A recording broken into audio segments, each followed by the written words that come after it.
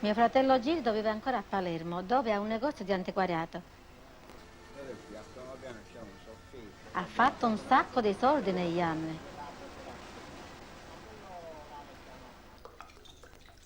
Gildo abita in un bel appartamento. Anche se sta bene, non mi ha mai aiutato.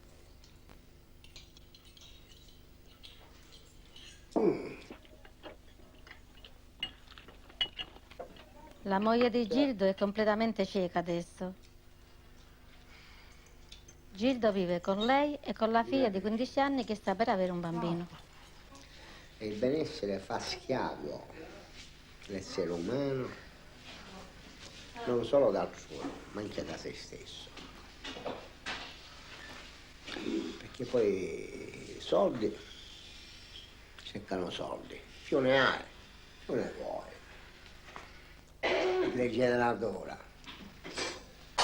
Diventai un egoista anche io. Io diventai anche egoista, ora penso per me solo. C'è più malvagità, più cattiveria. Parlo sempre di 30 anni a venire a ora. La vita è tutta una lotta, è tutto un sacrificio, è tutta una schifezza. Però allora avevo 25-26 anni, ora ne ho 55. Vengono gli anni, vengono i sensi. Nello stesso frattempo l'evoluzione, c'è a chi fa bene, c'è a chi fa male. A me, grazie a Dio, mi ha fatto bene. E non ho niente da dire. E luna dice, ma come l'hai superato tutti questa fame, o questo papà stiamo ammazzando tutti come cano. Ma si scannano, via. Me le volte mie che era prima perché non conoscevamo cose belle. Perché non conoscevamo cose belle non accattava, mi uniscicavo. Oggi invece cose belle le conosciamo, le sappiamo e ne danniamo perché volessimo. Io che c'è molto e me c'ho bello, a me ti piacciono mi manca. Capito? Una cosa che... No, ma ne manca a tutti cascenari. Io la sto un braccio. Maria, ne manca a tutti cascenari. Ti ricordi quando ne morirono quando non ne morirono con i cascenari? Si trasferirono nelle case popolari della periferia della città. Volevano tenerci insieme così che non potessimo infettare il resto della città. La vita in queste case era persino peggio di quella passata a Cortile Cascino. C'erano droga e violenza. Cominciamo ad avere paura l'uno dell'altro. Ognuno pensava a se stesso. Quelli che poterono lasciarono queste case e ora siamo sparsi un po' dappertutto. Mia sorella più piccola, Beatrice, sta meglio di me. Ha 4 bambini e suo marito ha la pensione ogni mese perché è malato di bronchite cronica. È scemo.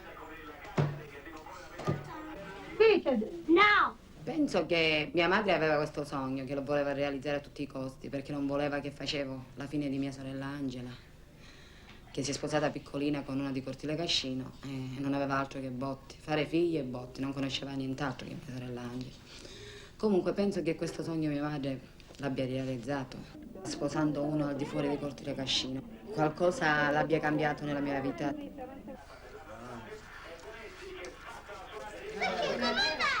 Che mi dovevo vergognare a dire sono di Cortile Cascino, perché pensavano che magari mia madre sa cos'era oppure mio padre. Perché oggi ho molte cose che allora non ne avevo.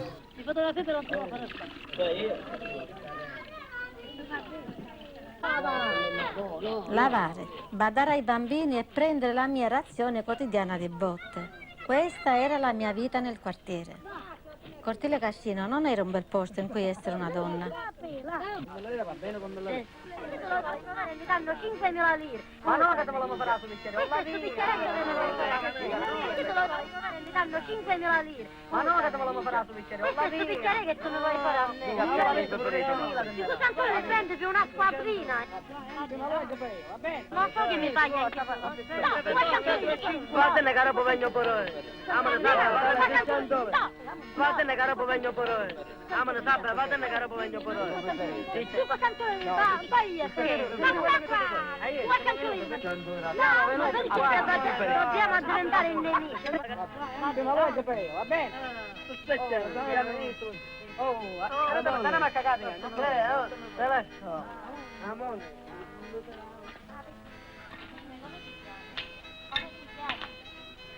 Non c'è un mestiere al mondo che io non abbia fatto per aiutare i miei figli. Purtroppo ho dovuto farlo, mi sono sentita malissimo, malissimo proprio, diciamo, non mi viene la parola per descrivere come mi sono sentita male, però ho dovuto farlo, più di una cosa ho dovuto fare di brutto perché facendolo io non la facessero i miei figli. La facevo io, sapevo che la facevo io, non lo sapeva nessuno e ben aiutavo i miei figli. Che fai, pazza? Non va a bruciare.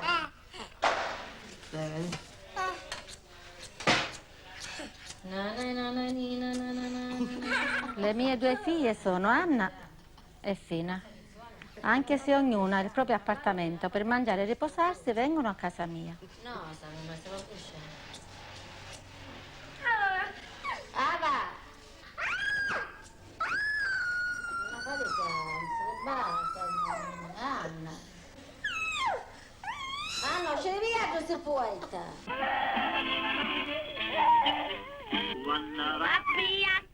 Beatrice si divertiva a fare dispetto ai bambini. Forse Anna ha imparato da lei a scherzare con i bambini.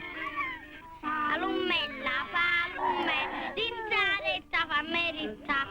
Pece, scusa.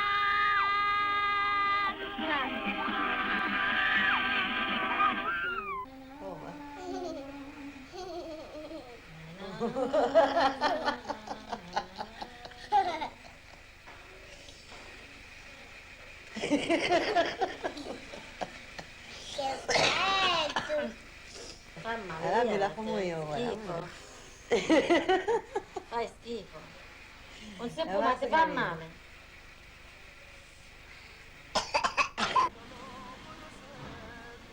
Anna ha 34 anni. Ne aveva 13 quando è stata presa da un uomo molto più grande di lei.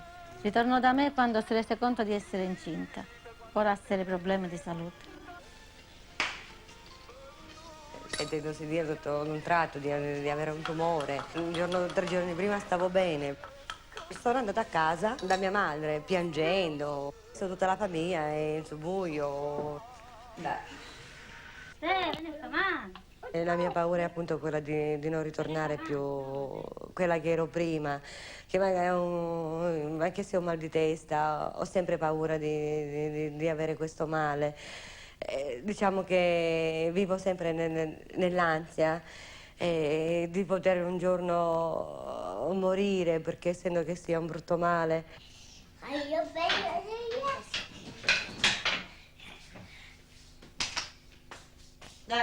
La figlia di Fina si chiama Adriana, come mia madre. Ora Fina aspetta un altro figlio.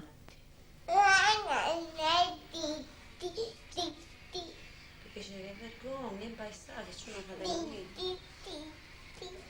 Vero?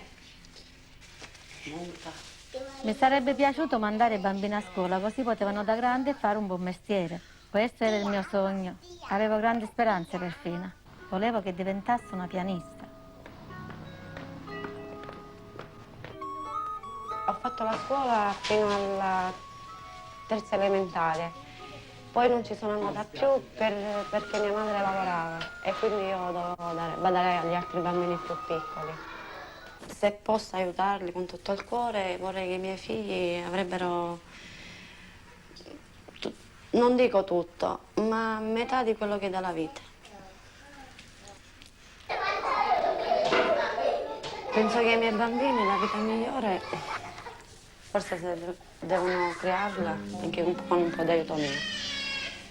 Poi se è il destino che devono soffrire per come ho sofferto io, soffriranno e basta.